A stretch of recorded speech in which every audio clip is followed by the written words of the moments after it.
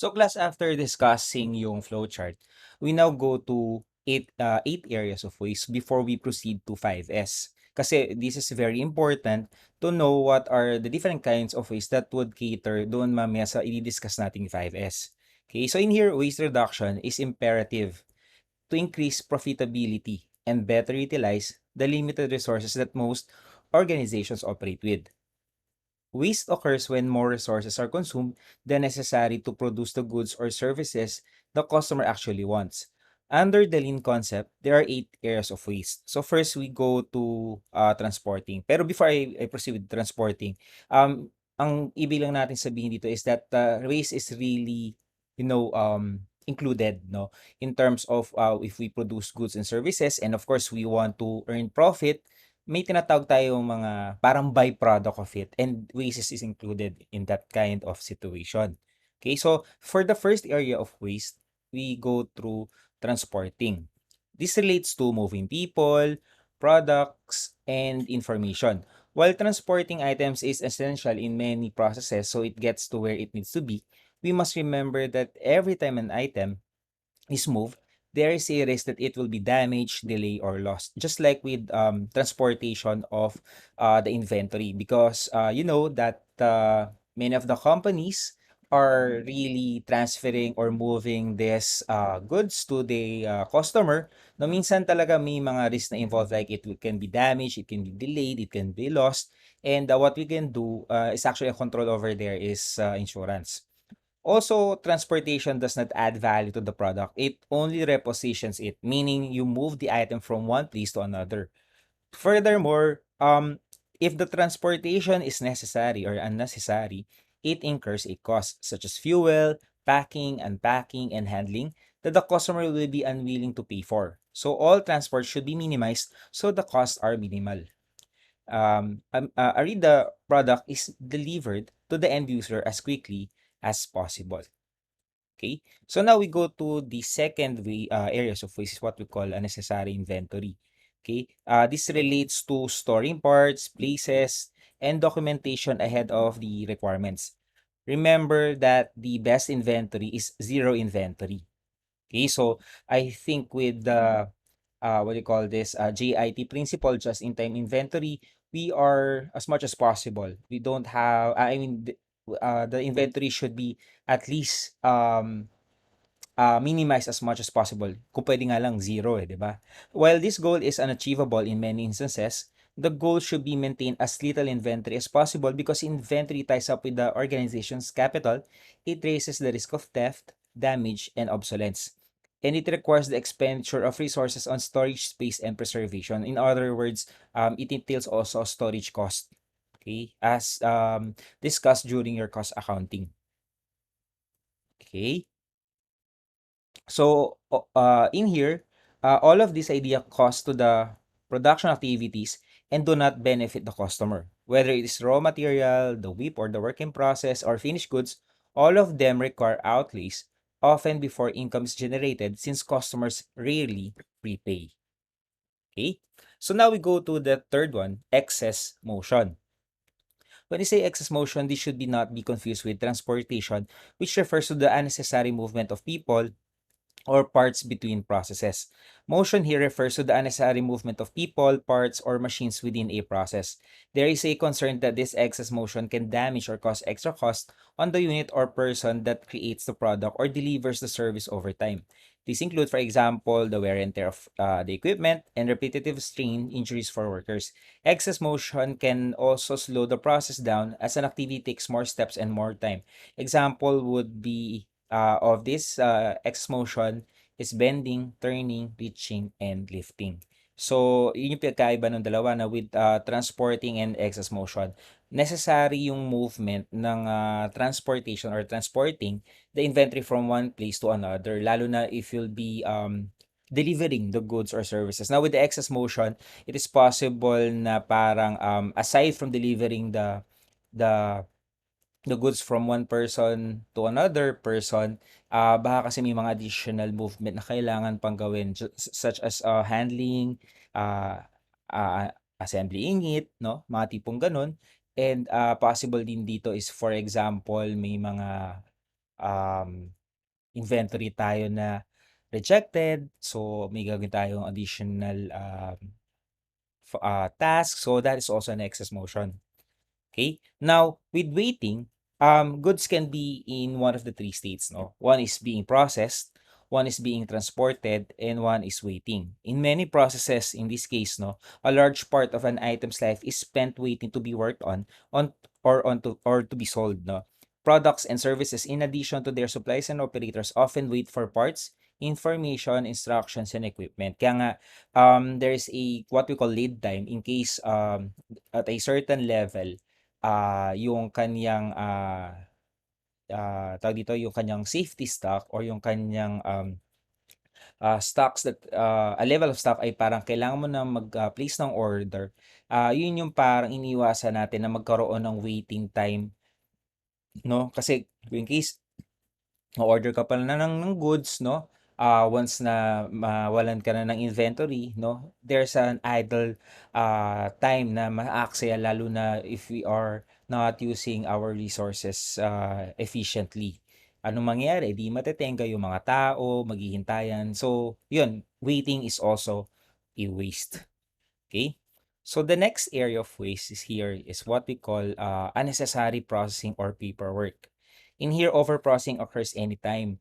More work is done on item than what is required by the customer. This waste also includes uh, using components that are more precise, complex, higher quality, or expensive than required.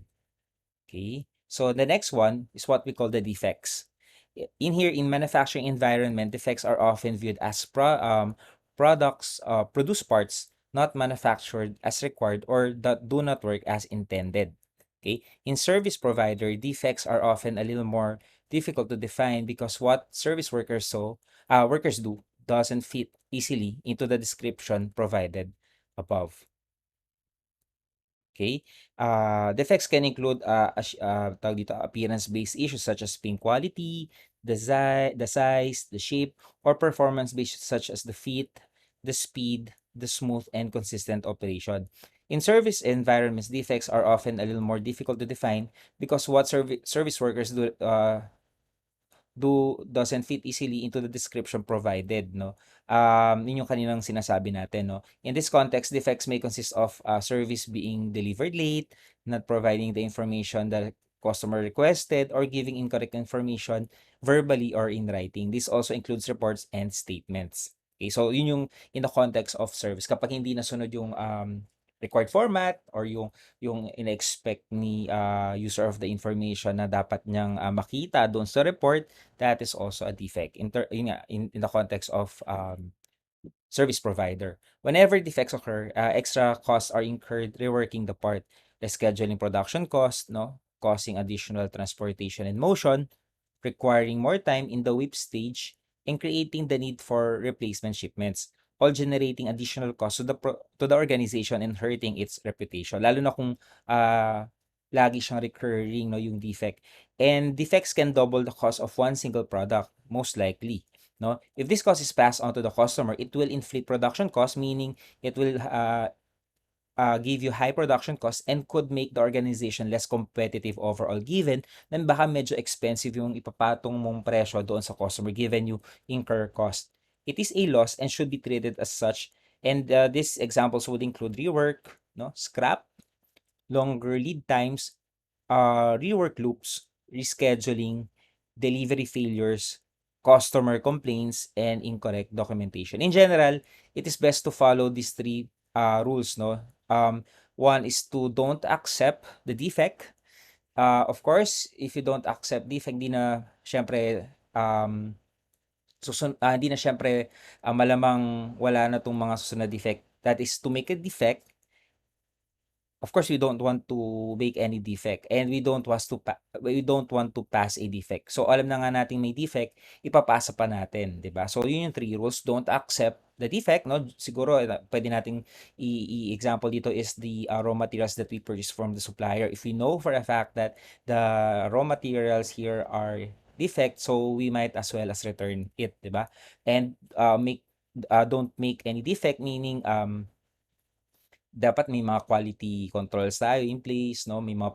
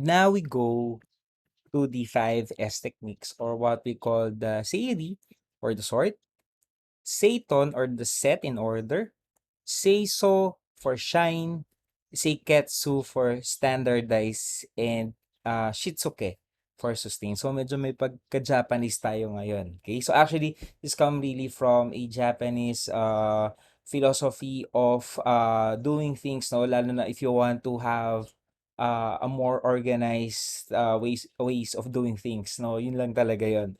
So in here, 5S is a philosophy and the way of organizing and managing the workspace and workflow with the intent to improve efficiency by eliminating the waste we have discussed earlier, yung kaninang 8 areas of waste, improving flow, and reducing process unreasonableness. So 5S activities are to create good working environment through reduction of what we call muri or overburden, mura or unevenness, and muda or waste.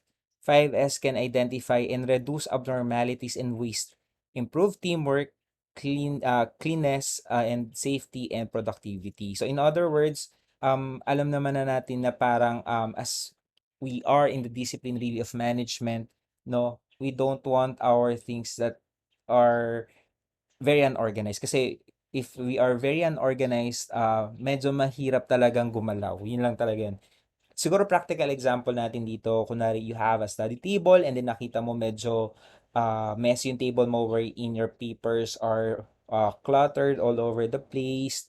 And then yung mga libro hindi maayos ang pagkakaayos, tapos maraming basura. Do you think medyo maganda yung iyong ambience in doing work or in being productive during the day? So, 'di ba ako, in my case, gusto ko malinis din actually yung kapaligiran no, before I work. Kasi for me, medyo may psychological effect siya for me, no? Pero if all things are organized, then better kasi we can freely move and we can be more productive. So the benefits really of applying the 5S are widespread. They include eliminating hidden inventory and unnecessary item, freeing up floor space, sorry, improving the flow of materials, reducing time and the distance of walking and other means of transportation, and eliminating unnecessary items for reuse somewhere else. So now we go sa SERI or what we call the sort. When you say SERI, aside from sort, no, it calls for workers to remove unnecessary items and dispose of them appropriately. This makes the work easier to be performed by eliminating obstacles, reducing the likelihood of being disturbed with unnecessary items, and it also prevents the accumulation of unnecessary items. Okay? In here, when sorting the items, it is necessary to evaluate the needed items with regard to cost and need. Then removing all parts, tools, and equipments not in use. All other items should be removed or segregated away from the workplace. Since conditions may change over time, it may be necessary for area supervisors and workers to check periodically to make sure that the rule is still being applied and that previously needed items still remain essential. Otherwise, they should be removed. In general, CIRI calls for organization and for all unnecessary items to be removed from the workplace and placed in a designated area. This term is often related to organization and encourages optimizing the arrangement of parts, materials so that this better design will improve workplace efficiency. So, yun nga yung example natin kanina, no, sa table, ayaw naman natin na medyo kalat yung area. So, as much as possible, kung may mga paper na kalat, you want to sort it out. Meaning, you want to compile all the papers, you want to compile all the books, you want to remove all the tawag dito, mga garbage items. So that is uh, under the series or the sort approach. Okay, so it's more of distinguishing really between what is necessary and unnecessary and getting rid of what you do not need. And when in doubt, kung tingin mo, di mo alam kung ano pwede mong gawin, move it out or set it aside. Okay, now we go to the second one, what we call the Satan. Okay, or in other words, set in order. No, this word translate aside from set in order can be systematic arrangement, strengthen, or streamline. In here, it calls for workers to arrange all necessary items so that they can be easily found and selected for use. By embracing Satan, the workplace can prevent the loss of the loss of necessary items, avoid the waste of time from searching around for items needed, and make it easy to find and pick the necessary items. This concept generally relates to neatness and suggests that by um, maintaining the work environment tidily and in order, it will be clearer where items must go and where to find what is needed. And it will also reduce the likelihood of workplace incidents. It behoves the workers also to embrace this practice to avoid wasting time searching for items. Okay, so the principle here is involved here is it's more of functional storage and search elimination. No, the practices would be included here. Arrange items in order for easy access. So let's say for example, na sort mo na no kanina. You must place the books somewhere near the table. Also, the table you can put it in a drawer. No, the garbage items that you sorted out earlier, you can put it in the trash can. No, at least there's a place for everything. And everything in its place, uh, if you want to use it, is nandun sa lugar na yon. You can easily get that item. Okay? Except for the trash, of course. Okay? The next one, what we call the say-so. In English, it is also called as shine. This is also translate to sweep, sanitize, or scrub. It can also be explained as way of cleaning. This as admonishes cleaning the workplace completely and keeping it so. So in here, Shine will help to prevent machinery and equipment from deteriorating, keep the workplace clean and safe, while making the entire work environment easy to work on. This word is typically related to cleaning, and in many work environment, this can be achieved by dusting, scrubbing, vacuuming, and washing the workplace and surrounding area. So, more of really cleaning it, no? Tulad kanina, sa example natin, yung table natin, may mga stains pa ng trashes, no? And kunwari may mga alikabok pa, no? Ito yung applicability ni Shine or ni Seiso. You just sweep all the uh, mga tawag doon, yung mga unnecessary items, yung mga dust, yung mga stains, yung mga tawag doon, yung may tawag doon eh, yung mga tira-tira na nasa table mo. No, in here, the principle involved is cleaning as inspection and degree of cleanliness. The practices here, we should be eliminate the sources of the dirt and also the filth.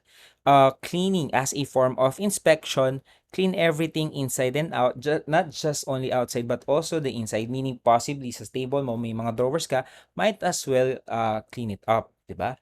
And it also define a shine check sheet. Okay? So now we go, after we clean, now we go to standardize or what we call seiketsu. No? In here, we standardize the best design and operate practices in the work area. The key is to really maintain high standards of workplace, organization, and housekeeping at all times. By ensuring everything, everywhere is in order, the organization will be more likely to operate efficiently. The standards should be clear, communicated, and enforced for the design, storage, and operation of the workplace. By standardizing the workplace activities, we eliminate variability and unpredictability. Erratic processes are generally problematic because they make it more difficult to know what expect as outputs. Employees may be confused and the difficulty to train other increases. Furthermore, it is more likely to make mistakes as employees forget what they should do or think they should doing things correctly when in fact they may be mistaken. So in here, it's more of um providing guidelines to really maintain a clean workspace. So the principle involved here is more of the visual management, and the practice would include establish standards and guidelines. No, make standards and guidelines visual. Make standards so that abnormality becomes visible and use visibility tools. Okay, so we have here the different kind of visual management tools which we can use in standardizing. Okay, so the first one would be visual display. Label to make it perfectly clear where things belong and what the procedures are. Number two, what we call the visual metrics, quantify the path to targets for success, use graphs and Pareto charts. No? And the last one will be visual controls, create an error-proof environment to promote easy adherence to the standards. Okay? So dito parang we can set here pwede nating simple scenario would be by creating policy and procedure. No, may procedure ka what is the best practice in case ano ba yung clean air, ano itsura niya, ano yung hindi acceptable na clean air, dapat may example kang picture. So parang yun yung way to standardize things. Okay? Then last but not the least, we have here what we call shitsuke. Okay? So, or what we call sustain in English.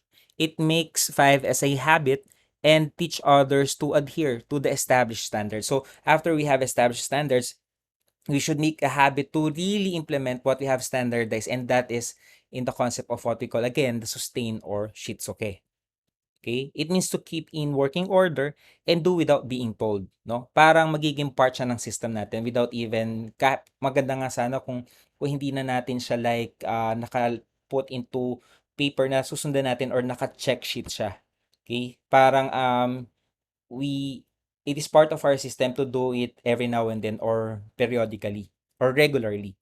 In this regard, it suggests that the organization should strive to create a culture of compliance, no? Lalo na kung mataas ang kanilang regard again with what we call the ethical culture.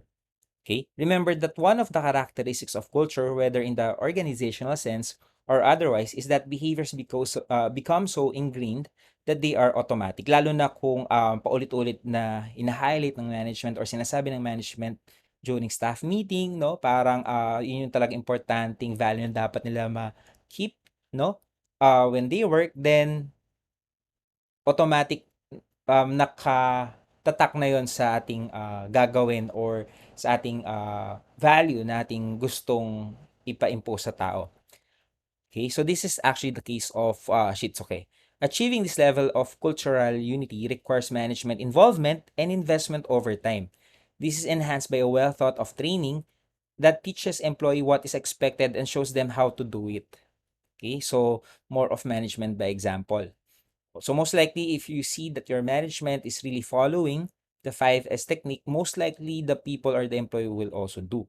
Training is a goal-oriented process that provides knowledge but also be repeated periodically to provide refresher training and an opportunity to explore improvements. The resulting feedback on how to make programs and processes work better then be escalated to those who can facilitate the implementation of these ideas. Okay, so in here, the principle involved is the habit formation and the discipline. And in here, there should be a disciplined workplace. The practices would be it involves continuous education and training before and after photo. So parang katulad din sa standardized, pero in the standardization, you put it in a policy, no? And, you put it in a you set it as a standard.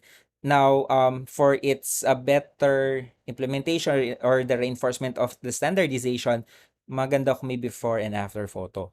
And here, there should be a daily 5S 5-minute activity, no? Pwedeng at the start of the day, no, pwede mong paggawa yung 5S, no? Dapat ang workplace neat and clean.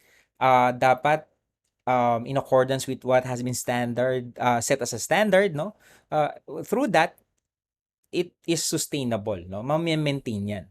And there, in this case, if ever, if it will be sustained, it will now become part of self-discipline that we will be having as part of the members of the organization.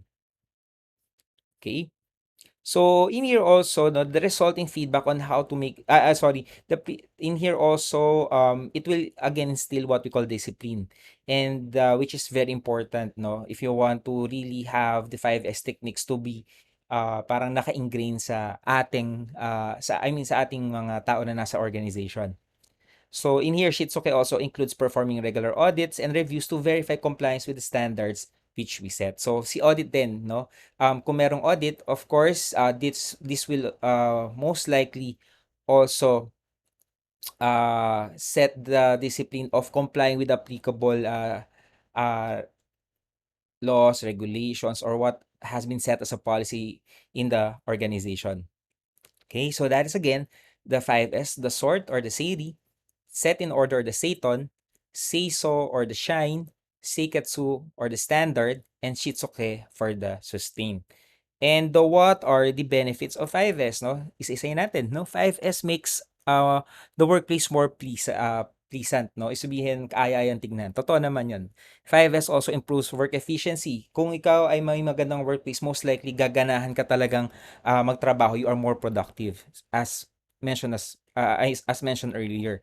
And also, benefit of 5S is to have a safety go hand in here 5S and safety go hand in hand. Kung tatanggalin natin yung mga obstacles, yung mga problems, no? Yun nga, it will be more a safe working environment for everyone in the organization. And last benefit would be it leads to a better customer satisfaction and higher productivity. Ito ulit-ulit ko na sinasabi. If you have 5S na put in place and siya ay sustainable, na sustain in the long run, then probably there is a possibility of higher productivity. At the same time, since we have this kind of higher productivity, we most likely we are leaning towards to have a better customer satisfaction, or we are really pleasing our customer. We have more time to really cater what their needs are. Okay, so that is for the 5S. Okay, now we go to the check sheet, the last audit tool. Okay. Okay, in here, when we say check sheets, these are common tool widely used by internal auditors, but seldom called by that name. So, kahit din ako nung una, no, when I work as an internal auditor, we have a list of what documents needs to be obtained and what procedures needs to be done, no? Yung listahan na yun, it is called a check sheet. Okay? And possibly rin pwede rin siyang kunwari in terms of audit also, in what cases would this item be frequently observed? So that's also a check sheet. So in here, a check sheet is a structured form or document used to collect and analyze data. This is often done real time where the data are generated or collected. The information collected can be either qualitative or quantitative, and the form is sometimes called a tally sheet. No, pwede rin siyang tally sheet because, sorry, in here, the data are often used to track and count the number of instances of various phenomena associated with the review being performed. It can be tallying the number of defects, no? Katulad din sa mga pinrovide natin ding example, madi pong ganon. Okay? Check sheets also provide a tool to consistently capture information about the transaction being examined. Okay, so it can also be used when data are observed and collected repeatedly, and the intent is to document the frequency or pattern of problems, defect causes, or events.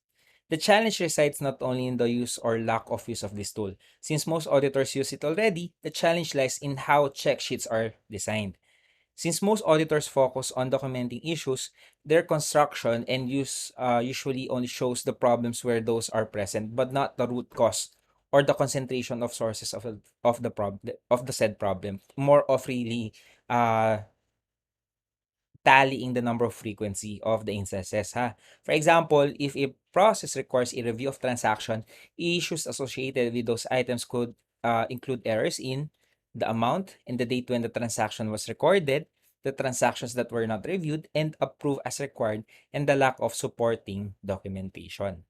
So in here also, the check sheets actually could be constructed following these said steps. So the first one is to identify and document the operational definitions and the criteria that will be used when evaluating the selected transaction. So kunwari, you want to identify the document that you want to check the number of instances. Kung meron ka mang may nakitang note or finding, no? You can do so. You can create a check sheet and create the possible criteria that you can observe based on the review of the document. Okay, number two, decide what event or problem will be observed and documented. So yung sinasabi ko, parang you are enlisting the event or problem that might probably occur based on your inquiries of the process owner or the owners of the process. Okay, so pwede mong i-list down yun. Number three, decide when the data will be collected and for how long. For example, you set a date when it will be collected and what time or for how many hours would you be um, observing the said document. It can be real time ha. So based on the timing scope that you set, then you can actually indicate that in the check sheet. Then number four, design the form so that the data can be recorded simply and clearly by making check marks or even tick marks or symbols, no? Or entering numbers. It is best to select check marks or numbers that can be analyzed, that can be added, multiplied easily. Make sure that the check sheets collect the appropriate data and is easy to use. Okay? So after you design the form, you now label all the necessary rows and columns. And for the 6 items, select the transaction items or events that will be reviewed based on the timing scope that you indicated. Okay? And lastly, record on the check sheet every time the event or the problem occurs. So an example natin ng check sheet, ito yan. Okay, in here parang you want to observe the number of defects being it can be observed during a production. So in here you put here the necessary information, no, you design the check sheet and then the name of the organization, the product name that to be observed, the date to be ang tawag dito, the date where observation can be na schedule na dapat mong gawin, and then ilan items yung expect mo, ano yung time, no? Kung ilang hours mo siyang inobserve, kung anong time, let's say 2 p.m. to 5 p.m. And then in here, the executive name, and then the remarks na in-inspect mo. And the number of instances or ito yung sa number, tawag dito yung number 2, decide what event or problem will be observed and documented. So here enlisted the possible defects that you can observe. And from the time that you observe, ilan best na instance nangyari yan. And the count and its total number of defect counts. Okay? So, ito yung tinatawag nating check sheet. So, it will help you to, tag dito, uh, tally all the observations that you will be having for your review. No? More of operations kasi ito eh. Okay? So, after you use the audit tools, now after you use all the tools, now you can now document the issues that you've noted during the course of your audit work, no, using the said tools, no. And one of the outcomes of operational reviews is the identification and communication of the findings. If conditions and practices meet expectations, the internal auditor can notify the relevant stakeholders that performance was satisfactory. And in case mayroong discrepancy or variance, no, between the criteria and the existing condition, no, in here the criteria, the what should be, and the existing condition, ano yung current condition niya, then you would probably use the CCER or the 5C model, which provides a structured, reliable, simple yet effective framework to document this documentation. In here, by following the model, internal auditors will organize their facts and be better prepared to deliver a compelling argument for management to adopt their recommendation. So, ito yung sinasabi natin, the CCER model. If you use this one, no, most likely malalatag mo ng maayos yung iyong issue or finding that you would evenly or that can possibly presented to your stakeholders na maintindihan ka. So, ano ba yung 5 items na under CCER model? We have first the criteria. Okay? When you say criteria, these are performance standards or expectations set by relevant stakeholders and used in making the evaluation or verification. And it consists of expected performance. So, ano ba yung criteria? It can be based from the standards, yung expectation na sinet ng management. Ano ba yung gusto nilang mangyari sa dulo? So, criteria consists of what should exist, the correct state. Okay, the correct state, the expected state. Now, with the condition, this refers to what the auditor discover as a result of applying the auditing procedures o yung mga tools na ginamit natin. It is factual evidence that the internal auditor found during the review. In here, the condition is the current state. Okay, so we have the correct state, which is the criteria, and the current state, which we call condition, or the actual scenario. Okay, so now we have what we call the cause. It is the reason that the condition exists. This cause explains why there is a difference between the expected, no, or what we call the criteria and the actual condition or the condition in here. So dito sa condition, as much as possible, we use the tools that we discussed early, no, yung ating mga Ishikawa diagram, yung ating tawag dito, Pareto chart, no, laking tulong nun. Okay? So getting to the root cause of a problem is not always easy. This is very true, no? In many cases, there may not be just one reason, but rather several factors creating the problem. Larger issues often follow this pattern. And internal auditors should be cautious not to attempt to describe the root cause without exerting sufficient efforts to really find it, no? Kung pwede, in a very exhaustive effort, no, gawin mo na makuha yung root cause, then maganda sana, okay? In here, another challenge is really getting to the root cause that it takes additional time and effort on the part of the auditor. Too many auditors develop overly ambitious work programs that attempt to cover a very broad selection of review areas, leaving little time for in-depth analysis of findings. This creates a dilemma for well-intentioned auditors who then limit themselves to skimming the surface only on issues, without spending enough time diving into the problem areas to fully understand the causes, the triggers, the impacts, and the consequences of the problems that we have identified. No? Okay? Then the fourth part is what we call the effect. No, the effect constitutes the consequence of the condition identified, or what we call the impact resulting from the problem that we have identified earlier. No, yung ating cause, no. The effect here also in here a helpful approach, no, to document the appropriate effect and to make sure that the auditor has in fact identified a finding worthy of being included in the report is to ask, so what?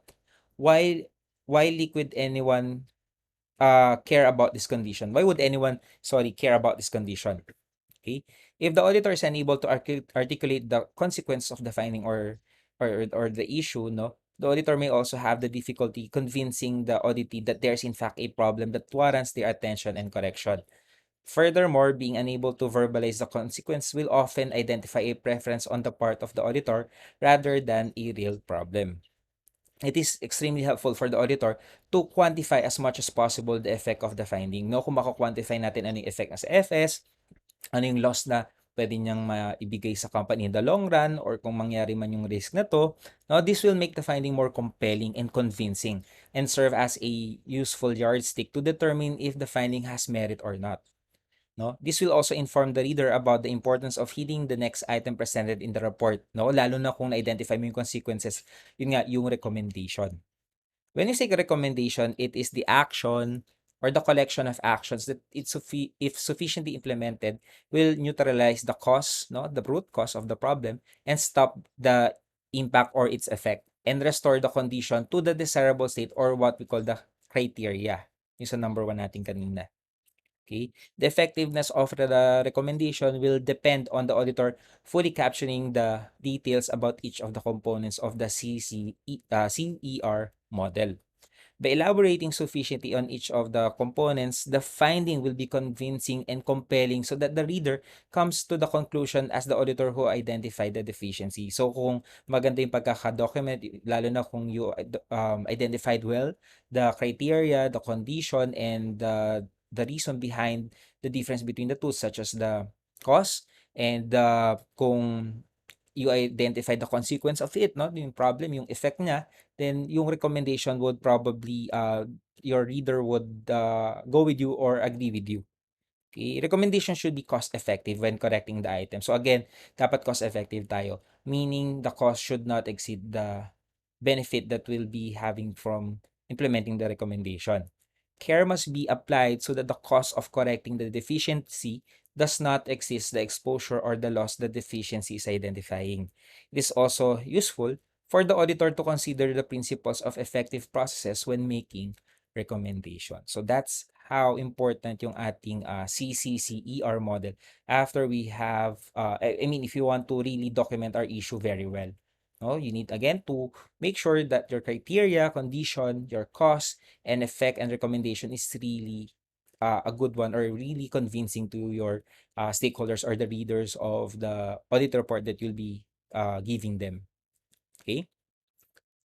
Now, in making your findings and recommendations more persuasive, no, to the extent that they convince the reader that there is a real problem that requires correction, this can be achieved in the following few actions. No, okay. Aside from using the CCCER model, we have to quantify as much as possible. In here, when internal auditors write reports and fail to provide the data that support their argument, the reader is left wondering whether there is really a problem. The auditor should tell the reader as much as possible how big the problem is in terms of monetary terms, its number of units, percentage of transactions that na affect nung finding na yon. Okay, how many people are impacted, no? Ilang tao yung naapektuhan nito. Okay, lalo na kung na may epekto sa pag-process ng transaction nila.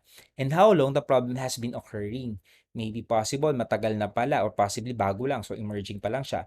So in here, abundant and reliable data will compel the reader that a problem exists. So just like with our SMART objective, kung siya ay measurable, then with your smart using the smart objective concept, most likely mas compelling ang ating finding.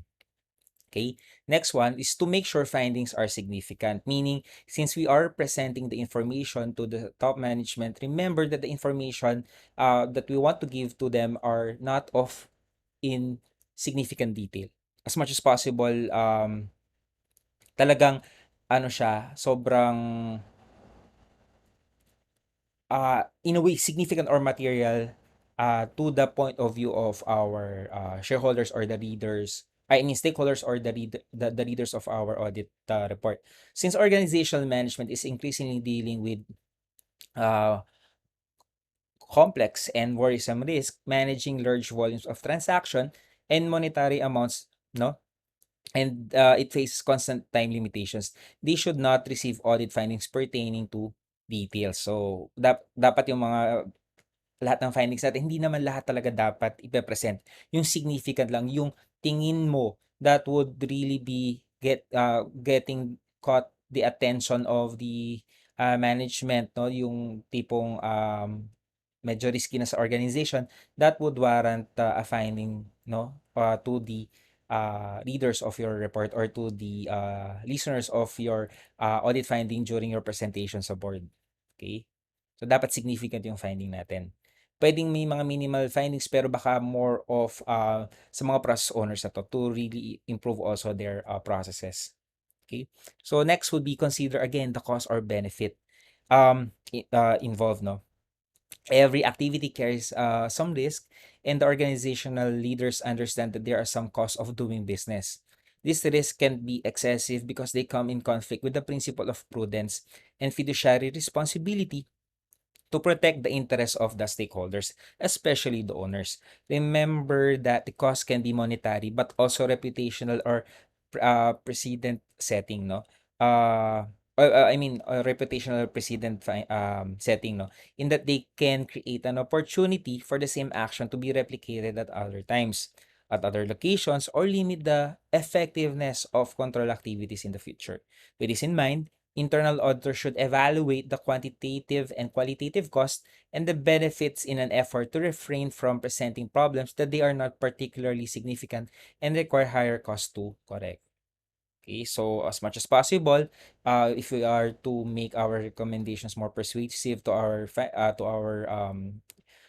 readers or users of the of our audit report, no, you should consider also the cost. So, dapat if you want to recommend a stringent control, dapat yung benefit na makukuha out of the cost na may entail nung recommendation mo na yon is higher than the cost. No? I mean, the benefit should be higher than the cost.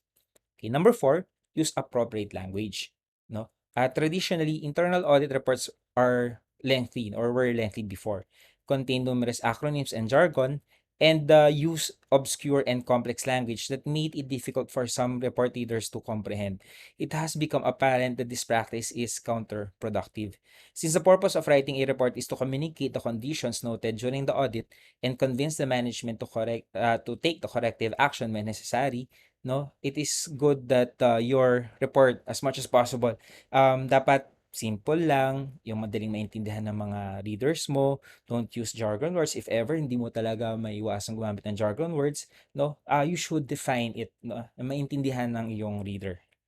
Okay? So in here, internal auditors should really know their readers and make the language appropriate for the audience. Kung tayo mga accountants or auditors nagkakaintindihan tayo sa mga wordings na meron ngayon na intindihan natin, do sa mga readers na hindi talaga financial expert just like us, kailangan you want them to really understand what you are trying to articulate or portray, no?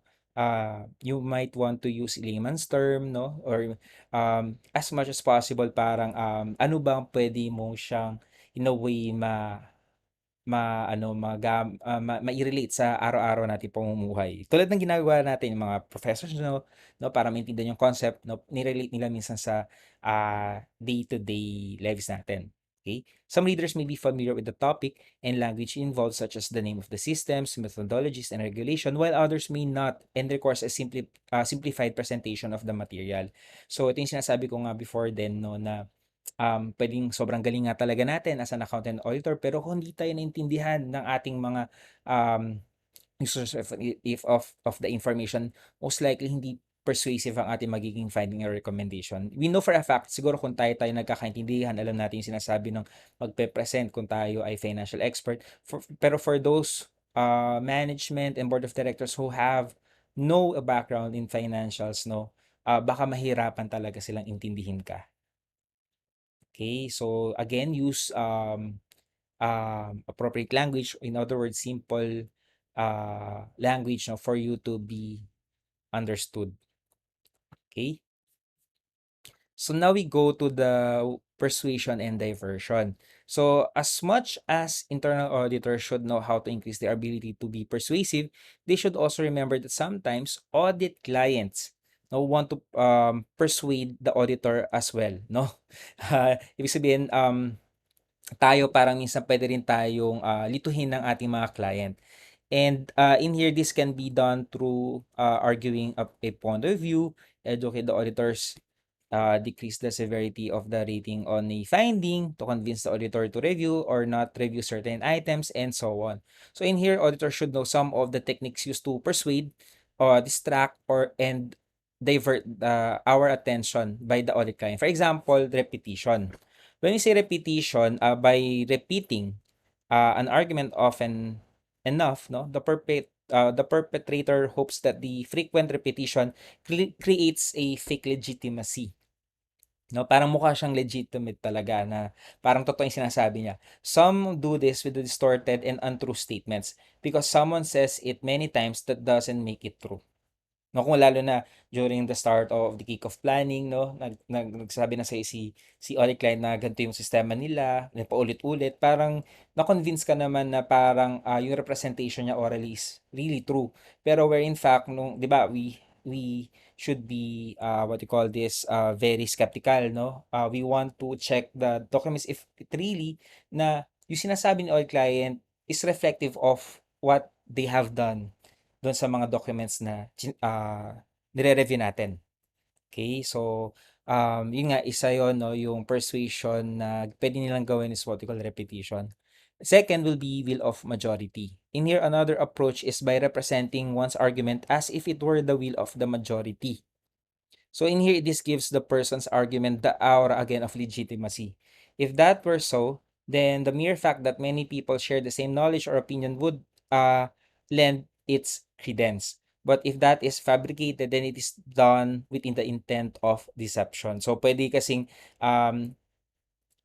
yun na yung nakakagisnan nila.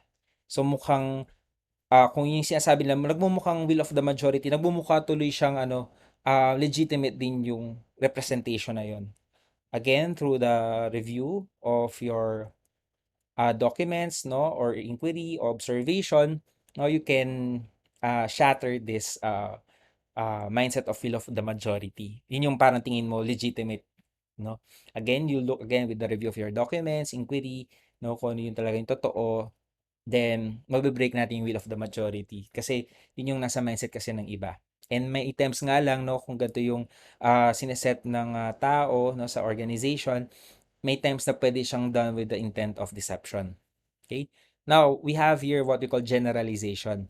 It is making unwarranted generalizations that represents one behavior as that of the whole is another way to distort the truth, no? So this consists of what is commonly stated as everyone is doing it, no? While this may be so, it does not make the behavior acceptable, no? Pag sinabi kasi mong, parang katulad din siya sa will of the majority. Pag kung ano yung sinabi ng isa, at kung ano yung ginagawa ng isa, yun na yung pwede mong maisip na na idea na ito siguro yung ginagawa nilang practice, no, you do not want to generalize it, no, again through the audit procedures that you'll be having, and having a mindset of professional